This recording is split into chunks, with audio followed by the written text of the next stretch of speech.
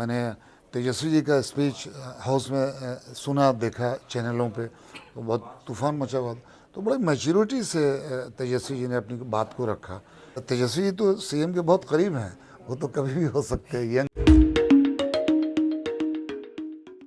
कि हम अगला विधानसभा चुनाव लड़ना चाहते हैं शेरघाटी से।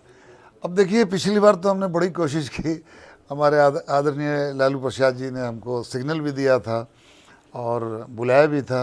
शेरघाटी सेलेक्ट किया था उन्होंने और सब कुछ हो गया था। 6 महीना थे हम। उस ज़माने में हमारी वाइफ भी ज़िंदा थी, कोरोना से उनकी डेथ हो गई, आज वो नहीं है।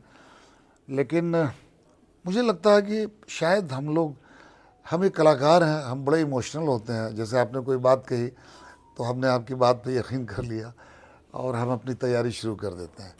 हम लोग फेथ करते हैं। जैसे बहुत सारे, जब हम लोग एयरपोर्ट पे मिलते हैं या फ्लाइट में मिलते हैं तो कुछ ऐसे दोस्त बन जाते हैं जिनको मैं बिल्कुल नहीं जानता हूँ। तो फिल्म इंडस्ट्री जो है एक उम्मीद की बुनियाद पे कायम है। बहुत सारे लोगों को आप देखेंगे कि कोई बिहार से है, कोई बंगाल से है, कोई कलकत्ता से, और वहाँ जाके सब एकजुट होते हैं और एक जगह बनाते हैं। तो वैसे ही मुझे लालू जी का ये आदेश था कि तुम आओ और आके तैयारी करो। मैं आया। शायद मुझे लगता है कि मैं उतना शुरू नहीं होगा पॉलिटिशियन जिस तरीके से टिकट ली। भविष्य में सर क्या योजना है? अब देखिए, अभी मैं हाल में ही भारत जोड़ो यात्रा में राहुल जी के साथ मैं 10 किलोमीटर पैदल चला और हमारी तस्वीर भी बहुत वायरल हुई थी और बहुत सारे लोगों ने कमेंट्स भी किया था। तो देखते हैं भविष्य में 25 आने वाला है। बिहार में वर्तमान में जो राजनीति चल रही है, उठापटक का जो ये दौर है, दल बदल का जो दौर है, इसको आप किस तरीके से देखते हैं? देखिए, अब तो इसका फैसला 2025 में जनता करेगी। 2024 में पार्लियामेंट का इलेक्शन है। लेकिन हम लोग कुछ समझ में नहीं आता। बिहार में भी ऐसा ही हुआ, महाराष्ट्र में भी ऐसा हुआ कि जैसे एक दफ़े शहनवाज भाई बोल रहे थे कि मैं फ़्लाइट में चढ़ा, पटना उतरा तो पता चला मंत्री नहीं रहे। तो ये अनसर्टेन लाइफ हो गई है। आज कितने विधायक हमारे साथ आपके साथ चले जाएं। तो ये दौर जो है अजीब व गरीब है। अब ये है, मेरी बात जहाँ तक है, सरकार तो चल ही रही है और चलना चाहिए। अभी मैं जैसे कि पटना बाईपास से गया, हम लोग गए वहाँ आलमगंज।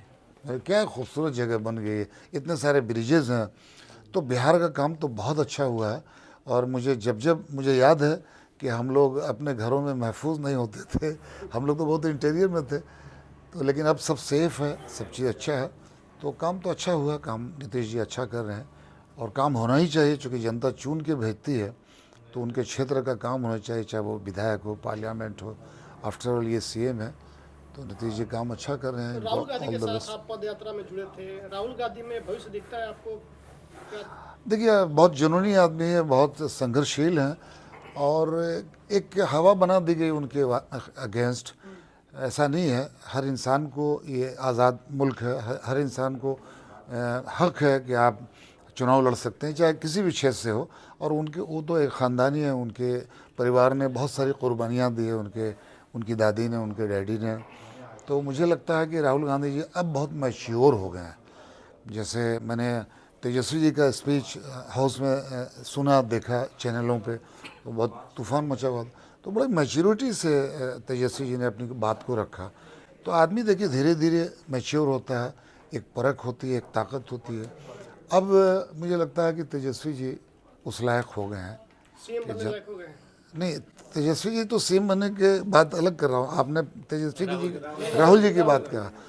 तो राहुल जी, तेजस्वी जी तो सीएम के बहुत करीब हैं, वो तो कभी भी हो सकते हैं, यंग है। तेज इनका अपना राहुल जी की बात कर रहा हूँ कि राहुल जी में वो सब क्वालिटी है, मटेरियल है।